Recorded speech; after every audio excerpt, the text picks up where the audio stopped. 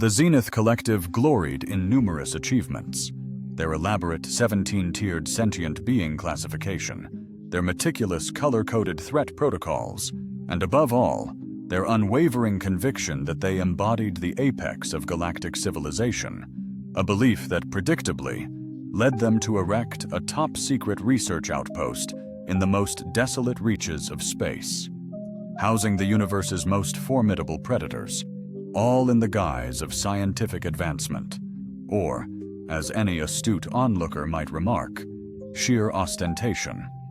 The station circled a barren planet, its name expunged from the annals of bureaucratic records. Roughly 3,000 years passed, bureaucratic errors occurred. It wasn't that anyone was terribly concerned. Desolate planets offered remarkable settings for imposing research outposts, a dramatic touch the collective favored. The facility resembled a feverish, paranoid architect's vision of flawlessly geometric design: acute angles, reflective surfaces, and enough superfluous security to make a prison director envious. Within its pristine hallways, the collective kept specimens that would drive a seasoned nightmare therapist to contemplate premature resignation. There existed the Void Stalker of the Crimson Nebula, its mere existence capable of shattering fragile psyches. Then came the Plasma Wraith, devourer of a moon before its apprehension. Not to forget, the Crystal Hive Mind, which divulged cosmic secrets across 7 dimensions concurrently, yet none rivaled the inhabitant of Containment Unit 7. The Collective's infinitely knowledgeable filing system had categorized it as a Class Omega Apex Predator. This label reigned supreme on their threat assessment, a distinction reserved for something utterly so profoundly perilous that even alluding to their existence necessitated explicit authorization and a subsequent psychological assessment. The entity had attained this reputation due to what official accounts diplomatically described as a regrettable sequence of initial encounters. Interpretation: it had utterly petrified every individual who had the misfortune of crossing its path. The colossal being towered almost 4 meters in height when standing erect, its physique resembling a macabre, celestial jest regarding the potential outcomes of evolution, given infinite duration and a depraved sense of comedy. Its exterior appeared to morph between profound obsidian and the hue of ageless starlight etched with patterns that induced visual distress. 6 extremities culminated in appendages resembling claws, hands, or something utterly unnerving, contingent on the beholder's perception and present mental equilibrium. But it was the gaze that genuinely perturbed the Collective's most brilliant intellects.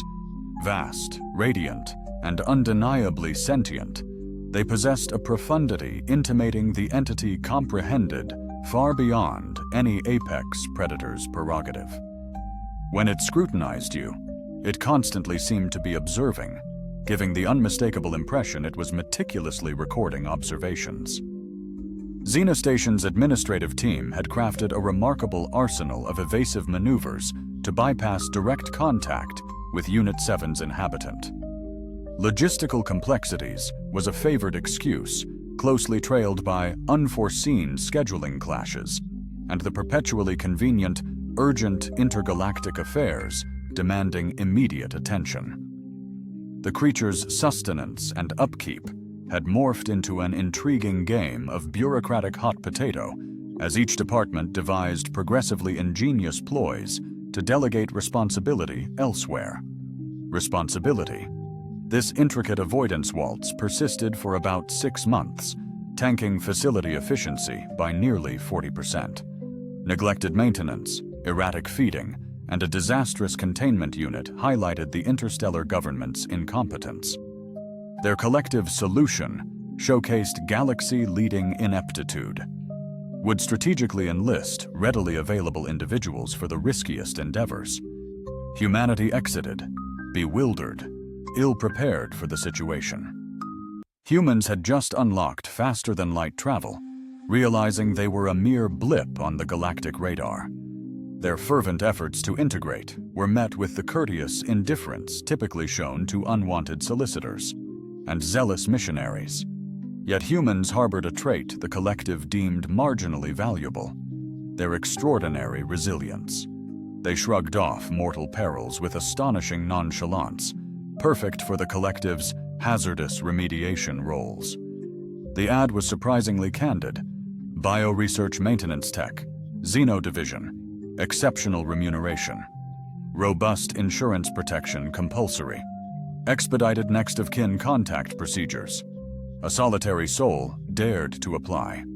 Kestravos had the pragmatic mindset born of surviving a colony world where the climate was a homicidal force, and the fauna took your existence as an insult. Her adult life was dedicated to atmospheric regulation, waste management, and fixing terraforming tech with bizarre quirks. Hazardous workplaces were nothing new. To her, it was Tuesday.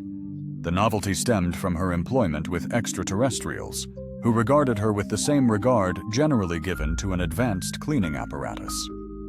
The collective's onboarding process was a paragon of procedural effectiveness. Kestra was assigned a supervisor, a reedy Thranei resembling a praying mantis crossed with a filing system, presented with a datapad holding roughly 4,000 pages of safety regulations, and given a brief tour. This is your station. This is the break room. Sleep. Here's where incidents are officially logged. She observed with keen interest that the incident report forms came in a staggering 17 distinct types, obviously conceived by someone anticipating constant usage. The role includes routine upkeep. Her boss, Helix coordinator Vexthal, had conveyed with the same inflection one might use to describe waste management. Sanitation, minor fixes, feeding routines, nothing too mentally demanding for a human. Kestra had nodded agreeably, keeping silent. From divulging she possessed elite credentials in xenobiological life support, atmospheric mastery, and 3 distinct hazardous material containment protocols. The collective seemingly pigeonholed humanity between trained beasts and sentient furniture, and rectifying this misperception felt overwhelmingly tiresome. Your core mission, Vexthor continued, involves Containment Unit 7. Prior personnel have faced complications with this specific specimen. Elaborate on complications, Kestrel queried. Beakstoll's mandibles clicked, possibly indicating amusement. Been the kind of amusement that warrants immediate next-of-kin notification. The facility's grapevine, operating with impressive efficiency, fleshed out the details during her initial days. Unit 7 contained something that prompted veteran xenobiologists to resign via video call rather than physically enter the same building. 3 distinct alien species had deemed it a sacred defilement. One especially hapless researcher was discovered a week afterward, huddled in a supply closet, babbling incessantly about the eyes, the horrifying eyes, and refusing all sustenance besides nutrient paste. The staff's wagering pool had granted Kestra approximately 18 standard hours before anticipated psychological collapse. With optimists gambling she'd endure a complete day cycle. Kestra considered this faintly demeaning. She once weathered 6 months servicing a sentient sewage facility, burdened by a wagering compulsion. Whatever festered within Unit 7 couldn't conceivably surpass convincing and aware waste infrastructure. It couldn't stake the station's hydration reserves on zero-G sporting events. Her initial observation of her new workplace hinted she should reassess that judgment. Isolation Unit 7 commandeered a complete segment of the station's apex security tier. The accessway boasted sufficient cautionary indicators to paper a modest satellite, each more foreboding than its predecessor. Harmonious personnel access ceded to acute biohazard, which morphed into forsake all expectation. Ye who venture here before culminating in a stark emblem that loosely equated to, we're uncertain what this entails, yet it's conceivably cataclysmic. The secure cell itself epitomized sheer, unadulterated apprehension. Pioneering triplicate force shields, advanced atmospheric regulators sustaining 17 unique environmental parameters concurrently, alongside sensor arrays potent enough to monitor a molecule's emotive resonance, walls reinforced with adaptable plating, reputedly impervious to forces rivaling supernovas. Amidst this technological bulwark resided a being rendering these safeguards pathetically insufficient.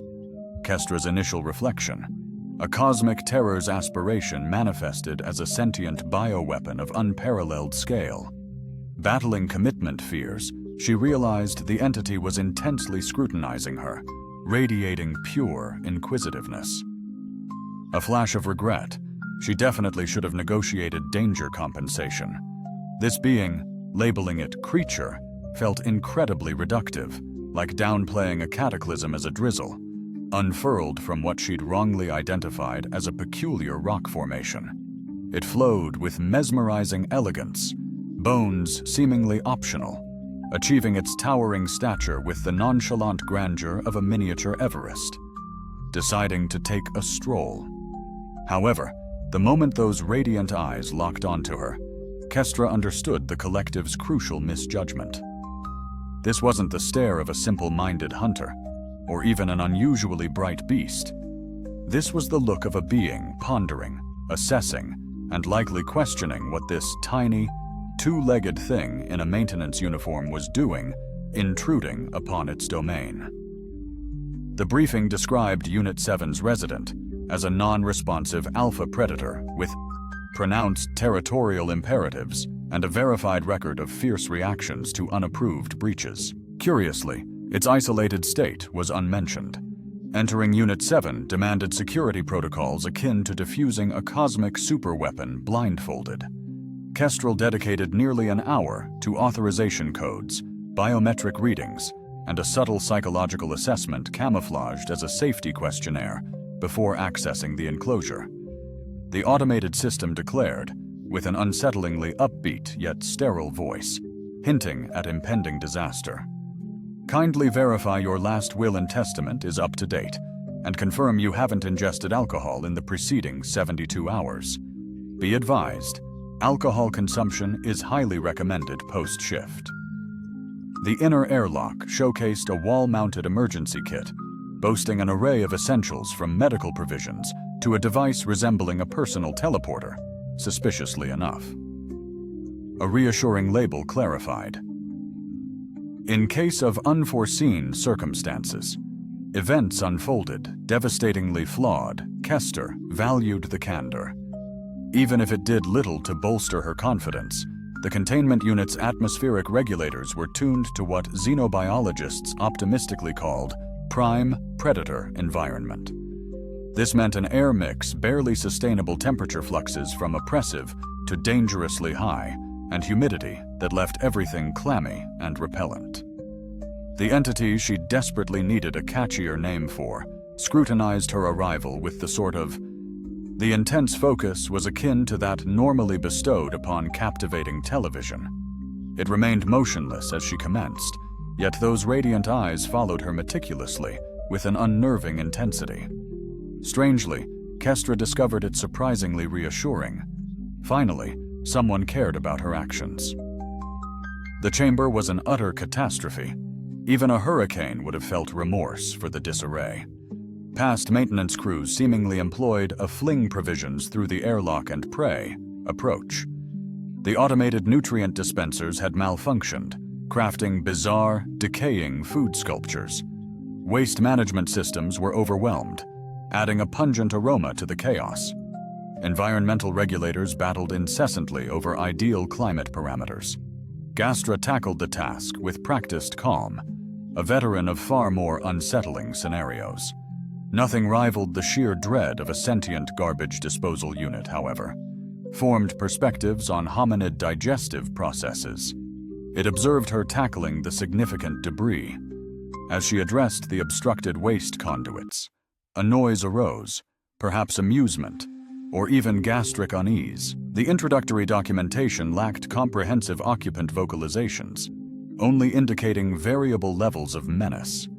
Immersed in the nutrient delivery network, She vocalized frustrations regarding the shared sentiment that maintenance was optimally executed by acrobats, feeling a faint touch.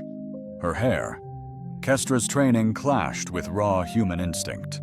Protocols demanded immediate evacuation and psychiatric evaluation for direct contact with the specimen. Experience suggested avoiding sudden movements near dangerous equipment.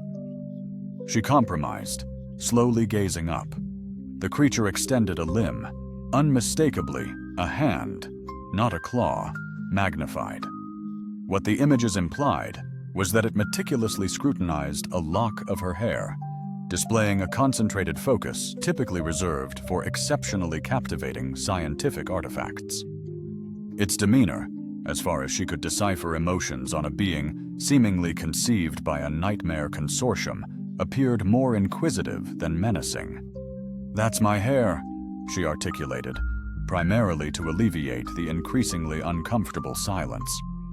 The entity inclined its head, a motion so inherently human it proved even more disconcerting than its previous actions.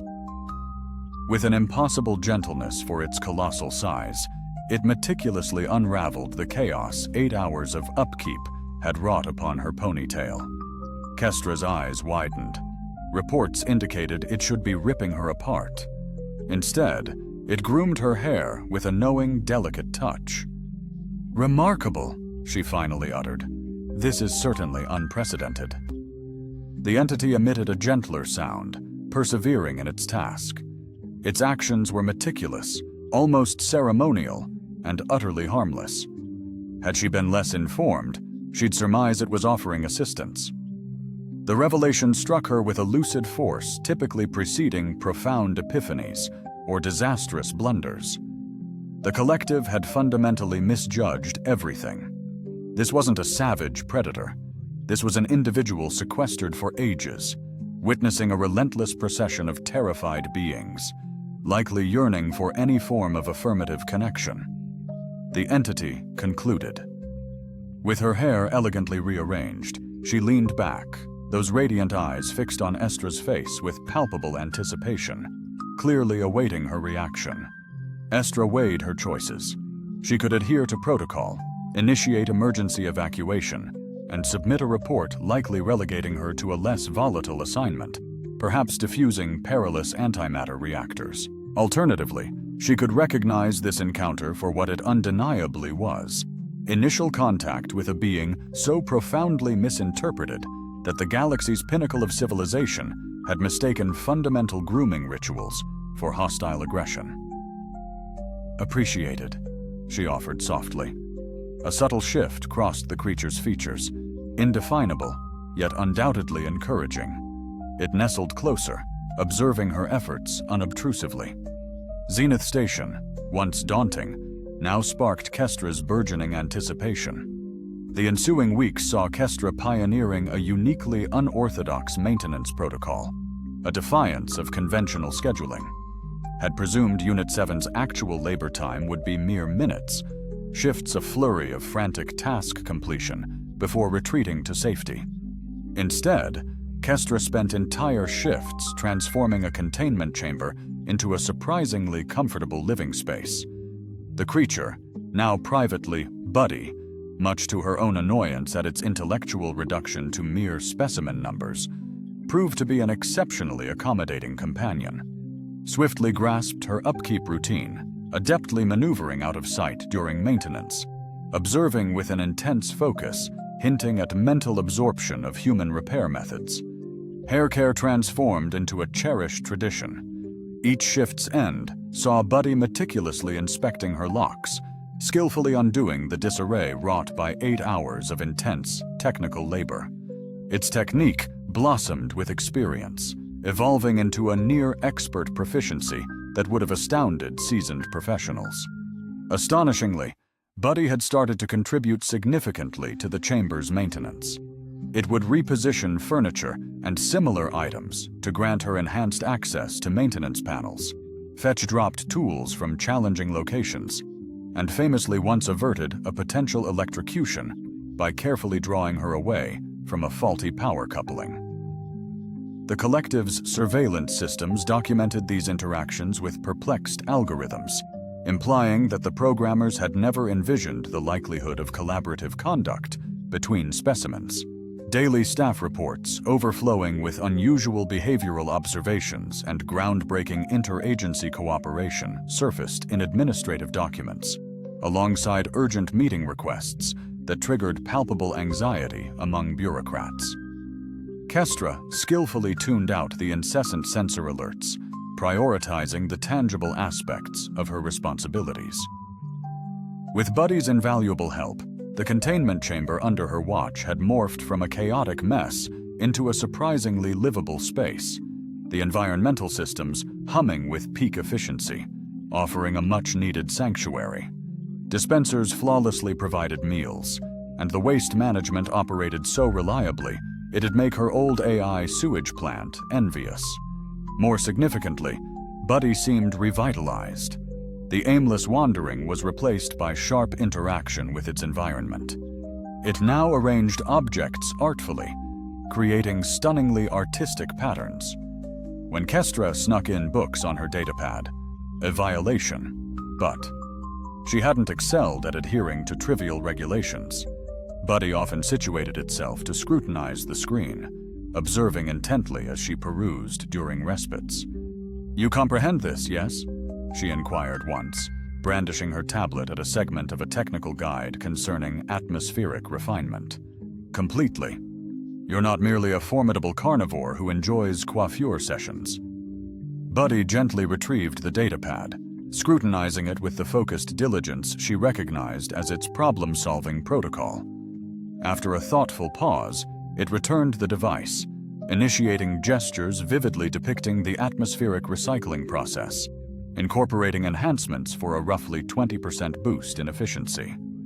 "Right," Kestra remarked, observing her allegedly non-sentient companion exhibit a superior grasp of life support engineering than the majority of the station's personnel.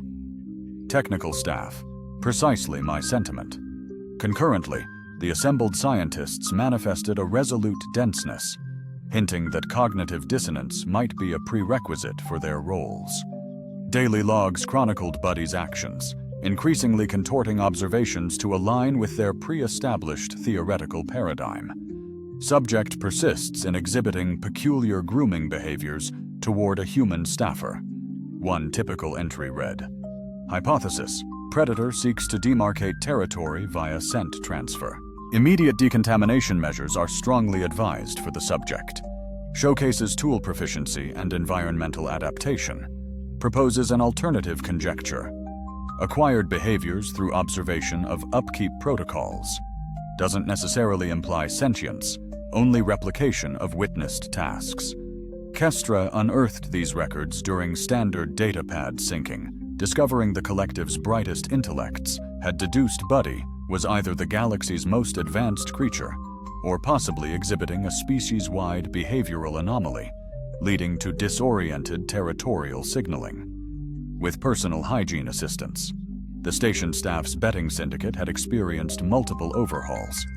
Initial wagers on Kestra's lifespan were superseded by wildly imaginative conjectures regarding the events unfolding in Unit 7. Prominent hypotheses ranged from a subject exhibiting Stockholm Syndrome with a superior predator to the specimen orchestrating sophisticated psychological manipulation tactics, or a maintenance employee unlocking an unheard-of discovery in xenobiological rapport, baffling all observers.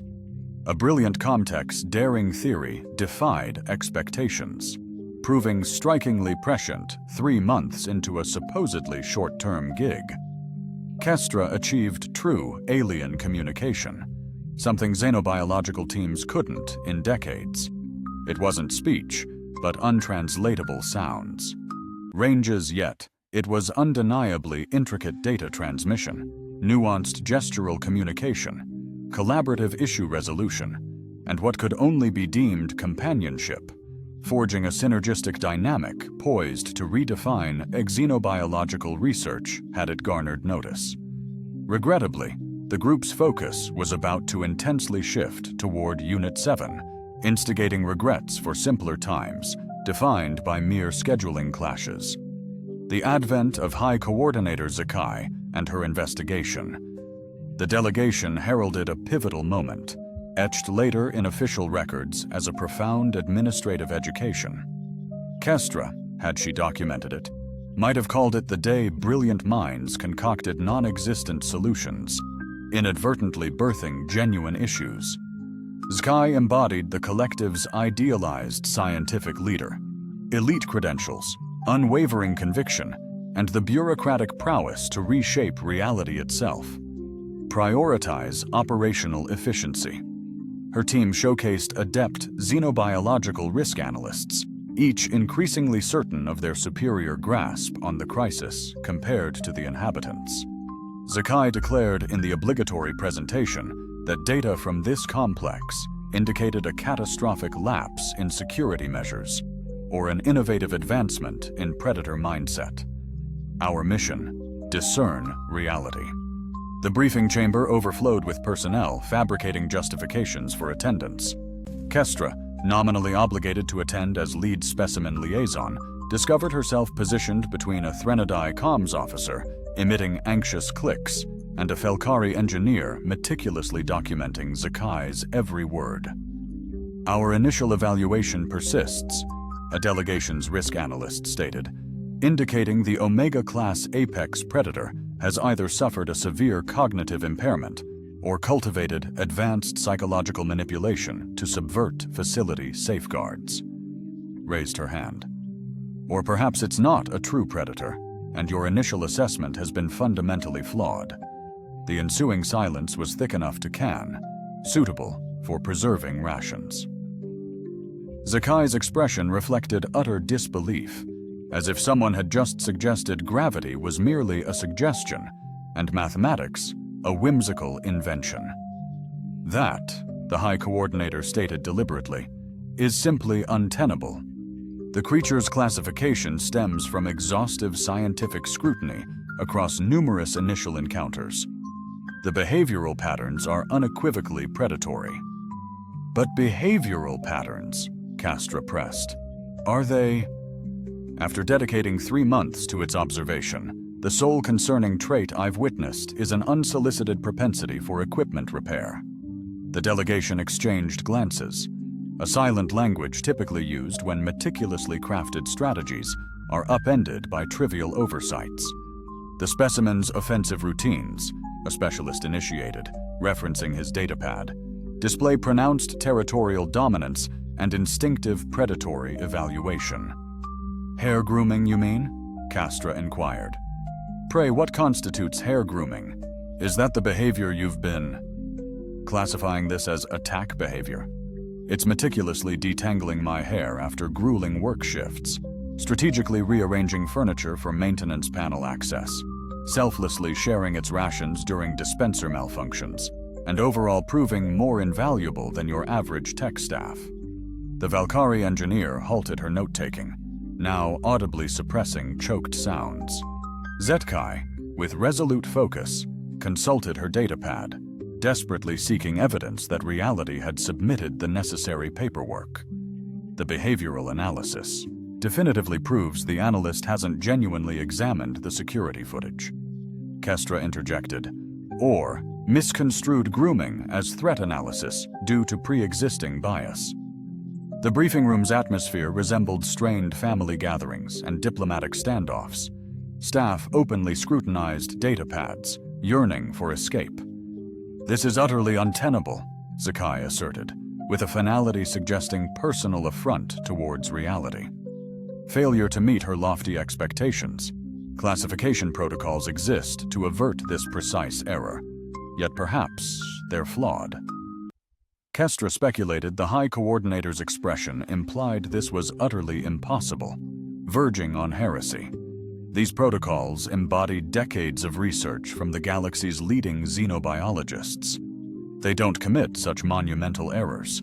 Are you suggesting your decades of research outweigh 3 months of first-hand observation? I'm stating that the protocols are crucial for safeguarding scientific impartiality from emotional biases and human-like interpretations. Kestra sensed her patient's operational thresholds nearing. Perhaps attempting communication instead of immediate monster classification could have yielded valuable insights. The delegation dedicated hours to scrutinizing security footage, verifying behavioral analyses, and pursuing rigorous fact-checking, as always. Initiated both groundbreaking scientific advancements or monumental administrative failures. Their inference arrived through bureaucratic inertia, highlighting human interference, compromising decades of precious research data. They cheerfully solved the issue by terminating the human's assignment and the specimen's containment. Kestra unearthed this verdict via an administrative fluke, hinting the cosmos possessed a whimsical streak. A misplaced file landed in her queue, outlining the delegation's research protocols. 30 seconds of disbelief morphed into a profound realization, akin to a sledgehammer's philosophical blow. Buddy's demise stemmed not from peril, but from their mortifying blunder. Publicly confess, the consortium would sooner obliterate proof of their ineptitude than concede that their premier scientists had spent eons terrified of an entity whose gravest menace to cosmic stability was a penchant for rearranging decor. Kestra safeguarded the documents, duplicated transmissions to her private archive, and initiated strategizing for what would be immortalized as either the most triumphant liberation in galactic chronicles or the most vindicated instance of interspecies insurrection ever documented. Likely both. Kestra mused, contemplating humanity while gearing up. Committing what could technically be deemed grand larceny of prized xenobiological specimens stemmed from their evolution on a planet where survival was a high-stakes exam, punishing mistakes with death. This imbued the species with traits civilized beings found either captivating or horrifying, contingent on the situation. In particular, humans had cultivated a disturbing knack for creatively overcoming insurmountable odds. Her scheme contravened nearly 400 regulations, 3 distinct articles of interstellar law, and likely several natural laws. Core physics tenets underpinned this audacious plan, precisely because its sheer absurdity rendered it utterly unpredictable, an advantage crucial to navigating the collective's stifling bureaucracy. Stage 1. Infiltrating the station's comms array under cover of darkness, then broadcasting messages that would either rescue Buddy or land her in deep interstellar trouble, conceivably both. These dispatches were beamed to xenobiological research outposts galaxy-wide, each bearing the identical, comprehensive intel package received: complete behavioral assessment, raw Unit 7 surveillance footage spanning 3 months, plus an exhaustive report detailing the unexpected outcome of treating a perceived apex predator with fundamental respect and decency. Furthermore, Buddy's advancements in atmospheric processing paradigms are included, alongside other groundbreaking innovations observed throughout their collaboration. Discernible recipients will recognize that they're examining ingenious solutions originating from a hitherto unknown intelligent source and era. 2 necessities: gaining entry to the station's transit network, demanding she persuade the loading bay overseer of her valid clearance to procure a cargo shuttle for specimen transfer. This entailed fabricating credentials, posing as a research director, and capitalizing on the prevalent alien stereotype of human intellectual inferiority. The inherent satire wasn't unnoticed. Phase 3 posed the ultimate hurdle: extracting Buddy from the galaxy's most impregnable containment unit unscathed. Ample alerts, sufficient to rouse a substantial portion of the integrated fleet. Kestra devoted her downtime to scrutinizing the station's safeguard mechanisms, exhibiting a dedicated focus generally reserved for critical, potentially fatal technical issues, an apt description given the circumstances. The established preventative measures were engineered to thwart departures instigated via raw physical prowess or advanced technological exploits. They were fundamentally inadequate against a departure achieved merely through persuasive negotiation. eliciting voluntary cooperation. "Precisely," she articulated, positioned before Unit 7's primary holding cell. As her authorization codes navigated the intricate security protocols, she implored, "You need to have faith in me, Buddy." Buddy cocked its head, a telltale sign of intense concentration. Behind the shimmering containment field, it ascended to its towering stature, those radiant eyes laser-focused on her. "Those fools are plotting your demise," she pressed, "because swallowing their pride is somehow scarier than actually being wrong.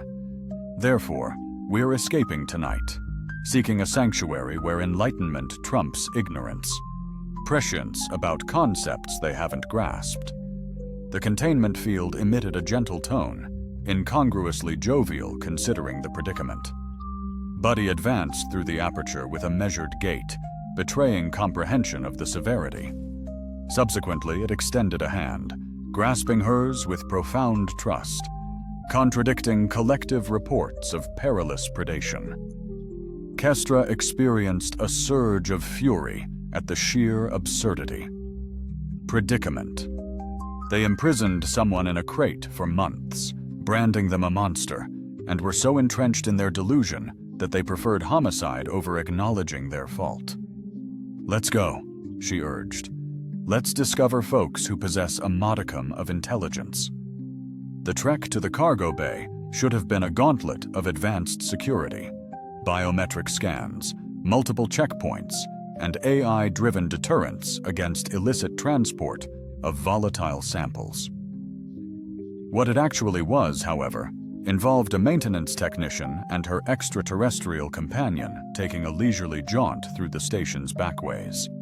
Avoiding public spaces through carefully calculated routes and timing, rather than thrilling set pieces, the most harrowing moment came in the form of a Threnodai guard, who regarded Buddy with a horrified familiarity, suggesting previous knowledge of the creature. Threat assessment reports. "That's a highly classified specimen," the officer initiated, reaching for his comm device. "That's an individual," Kestra clarified, "and we're simply taking a stroll." Buddy chose that precise moment to offer the security officer a genial wave, utterly dismantling any preconceptions about hazardous predatory conduct. The officer paused, scrutinizing them for a beat, his gaze darting between human and alien, ultimately determining that confronting a perceived apex predator exceeded his authority. "I observed absolutely nothing," he concluded. "Astute choice," Kestra concurred. The cargo shuttle bay was utterly deserted, greatly streamlining matters. The shuttle itself was a commonplace mid-tier transport, intended for equipment and supply relocation rather than passenger conveyance, but it would adequately fulfill their requirements. Kestra orchestrated a trajectory toward the closest impartial system, envisioning a haven where refugee aid conventions held genuine significance. "This will be a novel experience," she confided to Buddy, as they nestled within the shuttle's confined interior. "Regardless of our destination, individuals will undoubtedly seek to analyze you, pose inquiries, perhaps even probe you with diverse scientific apparatuses. Yet they shall extend human dignity throughout the process." Buddy's retort involved meticulously scrutinizing the shuttle's command interface, subsequently showcasing numerous enhancements to amplify fuel conservation and diminish the potential for disastrous life-sustaining malfunctions. "Show off," Kestra jested. Affectionately, the spacecraft's liftoff set off nearly a score of alarm systems, notified a quartet of security divisions, and launched unproven emergency measures dating back to the station's inception. Before anyone grasped the situation, they were hopelessly out of range.